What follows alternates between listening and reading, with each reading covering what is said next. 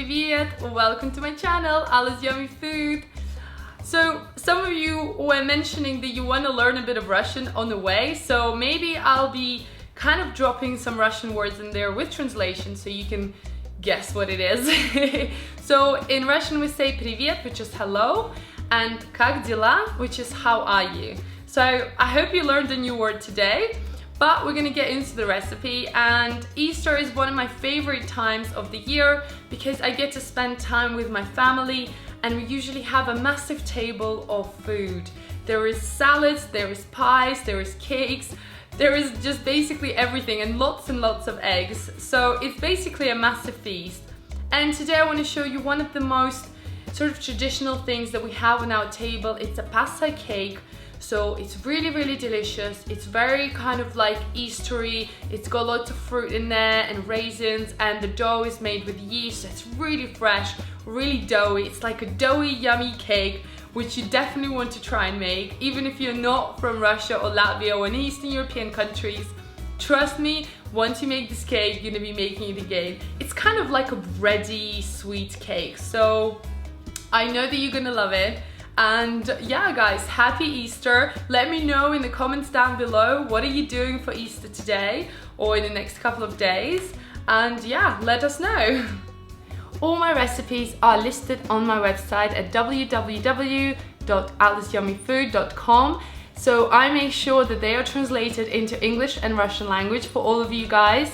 And yeah, make sure you subscribe to my channel and click the notification bell, because if you don't click that, you will not be notified when I upload a new video, and then you're gonna miss out on the new updates. And trust me guys, you don't want to miss out on the next couple of months. I'm going to be doing so many amazing Easter recipes that will blow your mind. So stuff that basically you've never seen before. I'm really excited about this recipe, so I can't tell you anymore. I will be posting a lot of teasers on my social media, on my Facebook, Twitter, and my Instagram accounts. So make sure you follow me there as well. And yeah, this way you will never miss any of my recipes. Add eggs into your stand mixer. You can also do this by hand and a bowl and a whisk. Then we're going to add sugar and melted butter. Make sure that it's not hot. Then add sour cream and warm milk, vanilla extract, and then add flour. I have sifted my flour beforehand. We're going to gently mix everything together on the low speed until the ingredients are combined, and then add your dry active yeast inside and give this another gentle mix.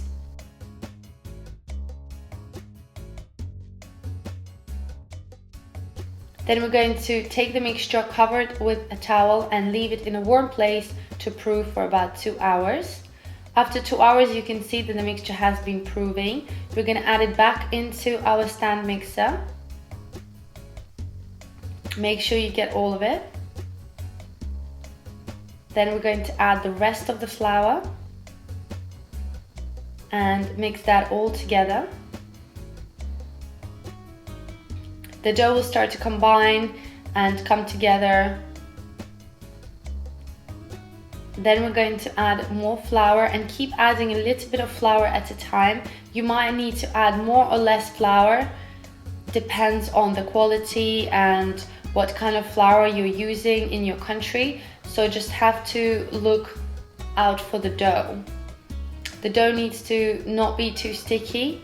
The dough still needs to be quite soft, but not stick to your hands too much. Then we're going to add some cranberries and some raisins and mix that in again. Gently make sure that it's all spread evenly. And you can see now I'm taking my dough off the hook and it doesn't really stick to my hand. There might be still a little bit of stickiness, but that's okay as long as it's not too much.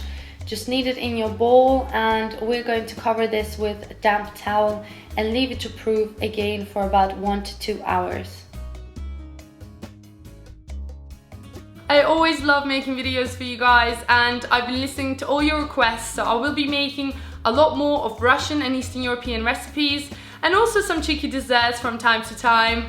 And if you did want to support me and you know, support this channel, I've got a couple of things that I want to do. I want to invest more into my equipment. I want to create a book for you guys. So I would really appreciate all the support that you can give me, and you can sponsor me on Patreon. I will leave all the links in the description box and also the link here, which you can donate any amount that you want per month. That way you're gonna be helping me create this channel more beautiful and kind of like making my dream come true, which I really appreciate. So if you do want to, if you do want to, then go on the link and become one of my patrons. It's super easy. I already have 16 of you guys and I love you so much. Once your dough has proven, it will double in size or triple depending. I am using these beautiful baking molds, but feel free to use whatever you want. Divide your dough evenly into 2 baking molds and try not to mix it or stump it down too much. We're gonna leave the dough and let it rise again in a warm place for another hour or so, until the molds are almost full. Next, we're going to make our icing, so add your icing sugar into a bowl or a jug. And you can see I'm struggling here. Then add lemon juice and mix that together. And then add a little bit of hot water to loosen the mixture. And you will see it becomes nice and smooth. You can control the consistency of your icing. So if you like it thicker, you can add more icing sugar. If you like it thinner, you add more water. Once your molds have filled up, we're going to bake these in the preheated oven for about 30 to 35 minutes at 180 degrees Celsius or 350 Fahrenheit. And we want to cook them until the top is nice and golden brown, and then let them cool down in room temperature before you take the paper off.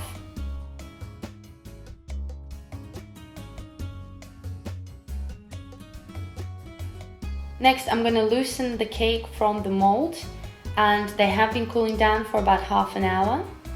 And we just want to make sure that you don't rip into the cake. You can also keep them in the cake mold if you wish. Then gently tear the cake mold around and just go around until you loosen the cake completely. And I always keep the bottom because it's hard to take that off. And then add your icing sugar on top and move it around, and you can decide how much icing you want to put on the cake as well. Then I'm gonna add some sprinkles. It's traditional that you have some colorful sprinkles on top, but again, you don't have to do that. You can add anything else that you want. This is how you make delicious Russian Easter bread, Paskha. It's really soft, really doughy, tastes like a mix between bread and a donut. So I highly recommend you try this.